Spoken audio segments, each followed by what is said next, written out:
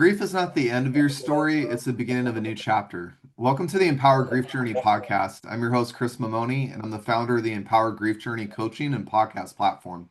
Each episode brings real conversations with people from around the world who have navigated grief and discovered the strength to create new inspired beginnings. You'll discover how to walk from loss to empowerment through powerful storytelling that will guide you towards a fulfilled future with courage and hope. Today, I have a wonderful guest with us. Her name is Linda Magoon. After ending a 25-year toxic marriage, she ended up going on an adventure to hike all 48 of New Hampshire's peaks, 4,000 feet high in her mid 50s. And her post-divorce therapy, it was cheaper than buying a sports car, which I couldn't agree more. On the trail, she rediscovered her strength, her resilience, and the joy of dry socks. Linda chronicled her journey in her book, Live Free and Hike, Finding Grace on 48 Summits. She's passionate about motivating others to improve their mental and emotional well-being through the healing power of nature. And something I'll share with you guys today, I'm actually really excited about this episode because I don't get to talk to people, let alone from New Hampshire very often, let alone people who know where New Hampshire is. And so I'm very, very excited to talk to Linda today. So without further ado, Linda, welcome to the podcast. Well, thank you for having me, Chris. It's a pleasure to be here. Likewise, and like I said, New Hampshire is such a small state. When I moved there, everybody said, "Where's that?" Right, right. So everybody knows where Massachusetts is and where Maine is, and we're squeezed between the two New England states, right on the with our 14 miles of seacoast. So we're a fairly tiny state, but we're very proud of our roots. Well, I also just want to commend you for hiking the 48 because that's something a lot of you guys that aren't in New England or have lived out there, hiking the 48 peaks in New Hampshire is a big, big achievement. It's something we can actually get a badge for to say we did it. But it's not easy. It's a very hard thing to do. Yeah, it's not the height of the peaks, right? Our tallest mountain is Mount Washington, which is about 6,200 feet, which is small when you're comparing the White Mountains to like the Colorado Rockies or any of those big Western peaks. But what makes it so difficult is the elevation gain. There's a ton of elevation gain in a very short amount of time, and also a lot of these summits are above tree line. And Mount Washington is known for its worst weather in the world because of the wind. The highest recorded wind gust was over 230 miles per hour, sudden and rapid changes to the weather. And it's a training ground for those that are wishing to hike larger peaks like those in the Himalayas. So it's nothing to be taken lightly. And it's an achievement in its own right. Yeah, well, I'm just really happy that you completed them. I watched many people do that when I was back home, and it's an incredible feat. So I'm just really happy for you.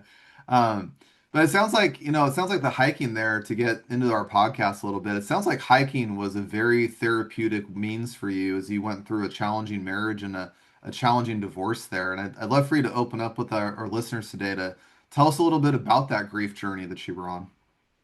Sure. So I rediscovered my love of hiking shortly after my divorce. As you mentioned in your introduction, I had been married for over 25 years in a very unhealthy and some folks would say abusive relationship. And, everyone has a tipping point. And my tipping point came in September of 2015 when I was exhausted after a long week of work. And in the middle of the night, I asked my then husband to take our little dog out, and I was met with such a vulgar, raging tirade. And this is at midnight that that I knew at that point that I had to make a change in my life. I was in my mid 50s, and I think at that point, women reach that stage where it's like, oh, we're on this side of the curve here when it comes to our mortality, and that was the tipping point for me. And so, less than a year later, I had filed for a divorce and moved out. And the reason why I had finally done that is on average, it takes women about 7 times to leave before they finally leave for good. And I think what motivated me at this point was I had engaged with a therapist, and together we worked on a safety plan, what this would look like, how I would tell them where I would live, and that type of thing. So, if it wasn't for her, I probably wouldn't have done it. Uh, I Despite being married for 25 years and having this very walking on eggshells type of relationship with my ex-husband, I never told anybody what was going on. So to the outside world, it looked like we were happily married, but he was very jealous. He was very insecure. I really didn't have a life of my own. As long as we were doing things together, it was fine. But if I wanted to do something on my own, or go out with friends. I had to work up the courage to tell him that. So after we were divorced, that's when I was, cleaning out the attic and trying to grab some stuff from my own little place, and I stumbled upon this old backpack, and I thought, man, it would be really nice to go out and go do some hiking again, and why not? I mean, I had the freedom now. I didn't have to ask for permission or work up the courage to tell them what I wanted. So I thought, oh, what the heck? I'm in fairly good shape. So I decided to hike this mountain in western New Hampshire. It's called Mount Moosilauke. I'm not sure if you've heard of it, Chris, but it kind of stands alone. It's got a significant portion of it is above tree line. And one sunny August day, I thought, you know what? Let's just do this. And so I did. It was an 8 mile round trip. I went by myself because I didn't have anybody to go with. I wouldn't even know who to ask. And so, when I got up there, I had this, awe-inspiring, spiritual, Julie Andrews twirling around Sound of Music moment. It was just so beautiful, the scenery and being in a place where, fewer than 1% of the population get to see. And I thought, man, this feels so good to do something that I wanted to do and to work my body and kind of get out of my head a little bit because I was, going through your own miniature grief journey after your divorce, kind of blaming myself. I thought I was a failure for leaving my marriage. My grandmother had always said, you made your bed, now lie in it till death do you part, type of thing. And I was feeling a little bit like a failure for leaving and divorcing my husband. And so hiking became sort of a way to process all those emotions. Because after 4 or 5 miles, all you're concentrating on is the next step and when can I get a break and when can I get a drink of water and that type of thing. So after I got back from that hike, I was thumbing through my White Mountain Guide, and I found out that there was a list of 48 4,000 footers. And if you complete this list, if you hike them all, you get rewarded with a tiny postage stamp patch and a certificate suitable for framing. And I thought, you know what? I want that. I would love that patch and I would love that certificate. So in my mid 50s, not really knowing what I was doing in terms of carrying the proper gear and wearing the proper clothing, I just set out to start doing it. It was just something to do on the weekends. It occupied my time and it gave me a goal. It gave me something to strive for. And so I began my journey by doing these hikes. That's really beautiful. And I love what you said too about, when you're out there hiking 4 or 5 miles in, and I've done some really hard hikes out in Washington where you're not thinking about anything else other than taking that next step and am I going to get where I want to go today or am I going to make it? It really allows you to separate out from a lot of those things. And I think for many people who go through trauma or divorce or these big life moments of change, that can be very therapeutic in many ways to reconnect to nature. Yeah, absolutely. I think just you don't have to hike a 4,000 footer or go to the Cascades or hike Mount Hood or wherever. I think mental health wise, just going for a walk outside, even if it's to your mailbox or to a park. I mean, if you're I think the important thing is to do something and just start. Uh, you know, and as you get stronger and feel better, then maybe you can go for longer walks. But yeah, you don't have to hike Mount Washington in February to gain the therapeutic benefits of being outdoors. Just a walk in the woods will do fine. Well, Yeah. I think what's unique about your journey too, going through marriage and divorce, I know in many ways our societal shift in belief systems has changed radically over the years, where divorce is now more talked about, more pronounced. People openly talk about it.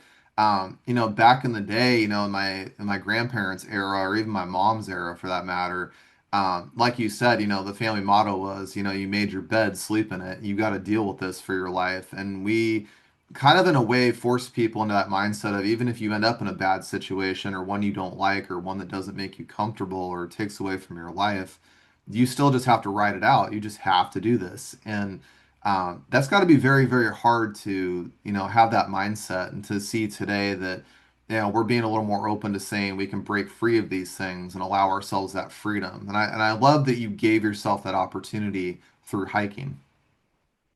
Yeah, thanks. I mean, your listeners might be wondering, like, well, why didn't I leave earlier, right? If this was the way things were, why didn't I just leave earlier? And it's a great question, and the answer is complex and it's different for everyone. Part of the reason was I did take a vow, and I thought that I had to keep it. You know, I again I just felt like a failure. There was some shame, like nobody in my family had been divorced before, so there was some shame in that. Uh, none of my friends were divorced. Uh, you know, it, you know, there's sort of a stigma, or I thought, right? Part of it was fear. How am I going to live on my own? You've just doubled your bills and halved your income. What is that going to look like? It's you know uh, kids. There's a lot of reasons why people stay, and there's a phrase, the devil is better than the unknown. And so but I thought at that time in my life that I was ready. I thought I deserved better than what I was getting. Yeah, and So yeah, go ahead. I wanted to ask you if you're comfortable sharing that other part of your story because I do remember our first conversation, and you had a very unique situation happen Right, that not right, many people go through, and I think right. that led to. I wanted you to talk about a little bit if you're comfortable with it because I think that that situation gave you just this experience of even more so giving you confirmation that you made the right choice for you, and that's what I Yeah. thought was so powerful about your story. Yeah, so less than a year after my divorce, my grief journey really began on May 23rd of 2016. Uh, like I said, I had been divorced for less than a year, and I was just coming into my own. I was making friends. I was really happy. I was just finding my sense of autonomy and my sense of freedom. And on May 23rd, I got a phone message from a friend of mine that said, I'm really sorry about your ex-husband. Let me know if there's anything I can do. And I didn't know what that message meant. I didn't know what they were talking about. So first thing I did was turn on the news, and I looked up the news on my phone, and there was a mugshot of my ex-husband, and he had been arrested the day prior and charged with child molestation. So, um, you talk about a gut punch and the blood draining from your legs. I will never forget that that moment. I'll never forget that feeling of total shock. And I just thought, like most people that knew him well, that this was a big, giant mistake. That there was something that this could not be right. Um, so, you talk about the shock and denial, and what usually happens in cases like these, and rightly so, the media will publicize it endlessly because although he had been charged, only one victim had come forward. Usually in cases like this, there are multiple victims. So the story kept playing. It kept playing. It made national news. It made news out in Seattle, and sure enough, all of that publicity allowed other victims to come forward, and once that started happening, it started making headlines even more. So, you know, it the once that started happening, once there was another headline that said, there's more victims coming forward. One victim, you can think, well, maybe it was a mistake or something was, the investigation was flawed. But when multiple victims come forward, the denial starts to wear off, and then you start. I spent years looking for clues as to what did I miss, because this behavior, some of it was when we were married. So this was going on when we were married at his place of work, not at our house. And so even though that was happening, I just kept looking for what did I miss? Was these accusations were made when he wasn't even supposed to be at work. How did this happen? And I spent a lot of time thinking about clues that I could have strung together. And in the end, child molesters are very good at fooling us. You know, uh, I had no idea. His coworkers had no idea. Nobody knew, and that's part of their uh, MO, is that they're very good at leading this double life and gaining the trust of small innocent children. Uh, so I spent the next 3 years. That's how long the criminal process took. So, thankfully, I was engaged with a therapist at the time, but I found my particular grief journey, Chris, to be entirely unrelatable. I mean, there was just nobody to talk to about this. Uh, you know, I tried to look for support groups, and there were none. It was really difficult going to work every day, trying to deal with the shame of somebody that was so infamous. Just trying to function, and through all of this, these headlines that kept. It seemed like I couldn't go a month without another news story breaking about it. But through it all, I just kept hiking these peaks, because it gave me something to focus on. It provided me with an opportunity to kind of leave leave everything behind for a day or two, and kind of forced me to get out of my own head, and get outside.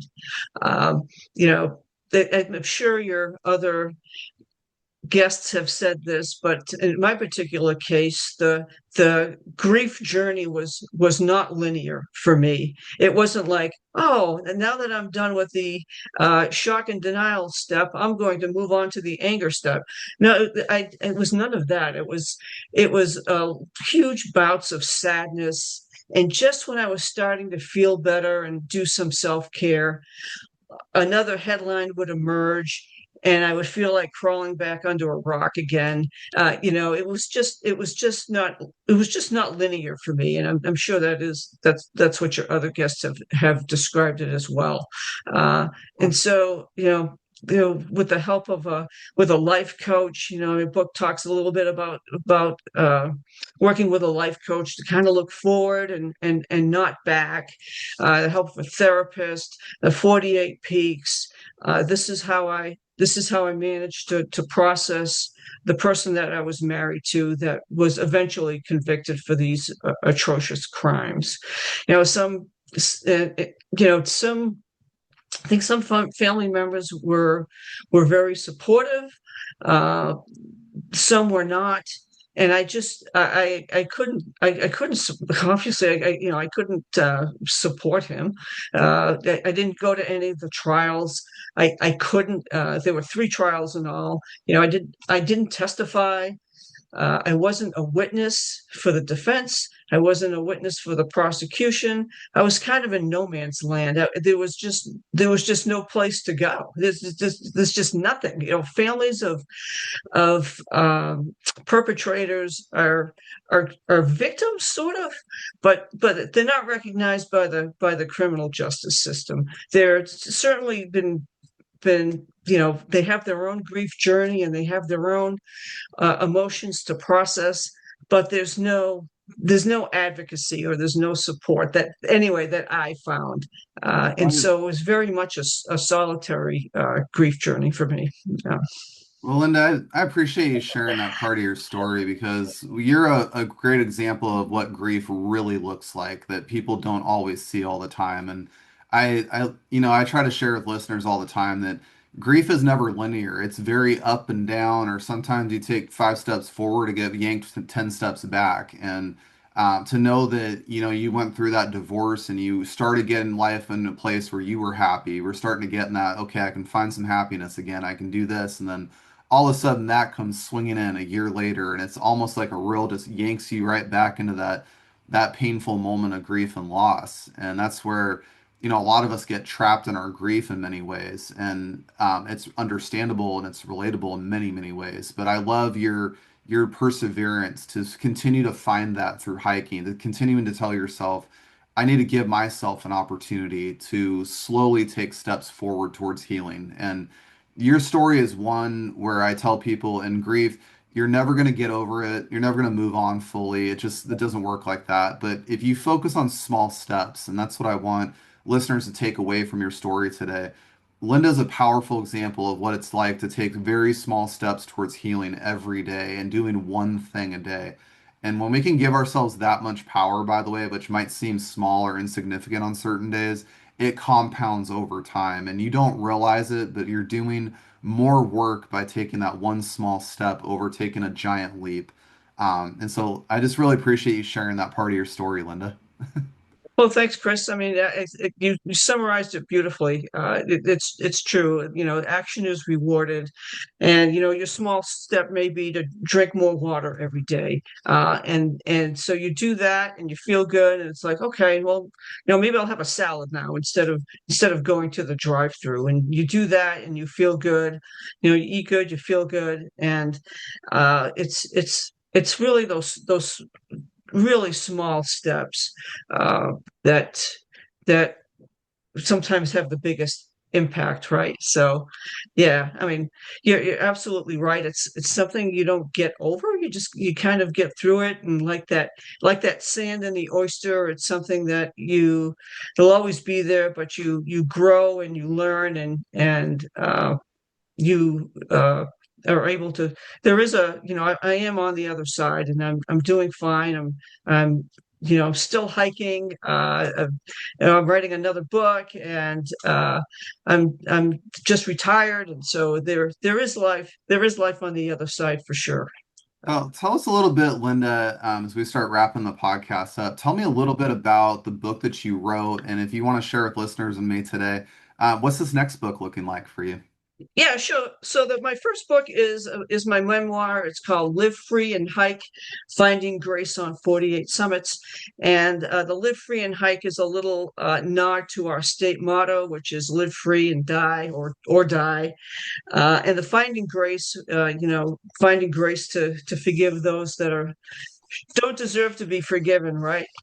Is sort of my emotional journey through not only my ex-husband's activities, but through the 48 4,000 footers. So while hiking these mountains, once I finished this list, I was kind of done with lists. I was just looking for something else to do or to hike, and I started working on uh, I started working on this other list called 52 of the View. And these are smaller hikes in New Hampshire where you're rewarded with great views for not a lot of effort. And so on one of these hikes, I uncovered the remains of an old DC-3 plane crash in Berlin, New Hampshire. And as I began my research, it became apparent that there was all these other historic aviation crashes in New Hampshire, some that you can hike to. And then I started compiling some of these in which there was people that survived and they braved the elements and they walked out barefoot or they had to be rescued by townspeople. All of these stories of resilience and overcoming the odds. And I thought, this would make a really good book. And so yeah, I just signed a publishing contract to write it, and it'll be published later this year. And I'm very excited to be working on that now. So that's my next project. Well, please, Yeah, please keep me yeah, in touch when that book gets published. I'd love to get a copy. yeah. If you want more information, just hop onto my website. I thought of this name all by myself. It's my name. It's lindamagoon.com, LINDAMAGOON, and yeah, I'll be putting some updates on that. Yeah. Well, Linda, I just want to say a big, big thank you to you for coming on the podcast today and sharing your grief journey with us, and also sharing your beautiful journey about reconnecting through nature and hiking.